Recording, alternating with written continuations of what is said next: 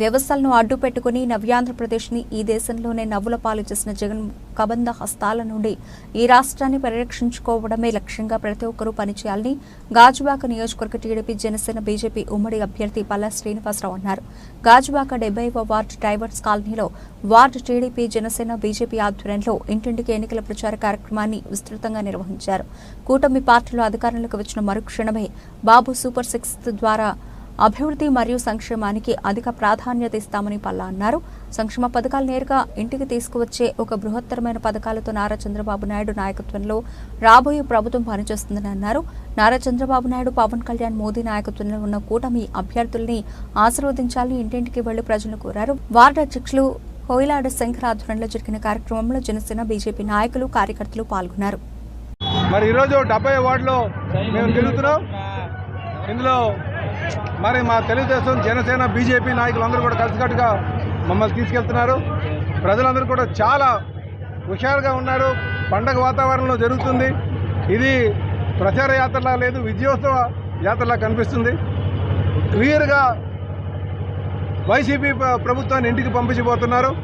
రేపు తెలుగుదేశం, జనసేన, బీజేపీ కూడా అధికారం రాబోతుందా అనడానికి ఇది ఒక సంకేతం అని చెప్పేసి ఈ సందర్భంగా తెలియజేస్తున్నాం. ప్రజలు ఎందుకో ప్రతి ఒక్కరు కూడా ఒకలాంటి నైరాశ్యంలో ఉన్నారు. ఈ ప్రభుత్వంలో ఈరోజు కొత్తగా నన్ను అడుగుతుంది ఏంటంటే, బాబు వరితేలో 6 రూపాయల పెట్రోల్ మనకన్నా తక్కువ, దానికి ఎందుకు ఈ ప్రభుత్వం అలా చేసిందని అడుగుతున్నారు. జగన్మోహన్ రెడ్డి గారు, వైసీపీ నాయకులు దీనికి సమాధానం చెప్పాలి. నిన్నటి వరకు నిత్యావసర వస్తువులు కరెంటు అన్నారు, ఈరోజు కొత్తగా మళ్ళీ తీసుకొచ్చి కరెంటు బిల్ అన్నారు. అంటే చూడండి, ప్రజలు అన్ని సెక్షన్ల వారు కూడా ఈ ప్రభుత్వం ఒక పనితీరు మీద నిరసన చెంది నిరుత్సాహంగా ఉన్నారు. రేపు తెలుగుదేశం, జనసేన పార్టీ కోసం ఎదురు చూస్తున్నారు. చంద్రబాబు నాయుడు గారిని, పవన్ కళ్యాణ్ గారిని మళ్ళీ అధికారంలో తేవాలన్న ఒక ఆలోచనతో ఉన్నారనడానికి ఇదొక నిదర్శనం చెప్పి తెలియజేస్తున్నాం.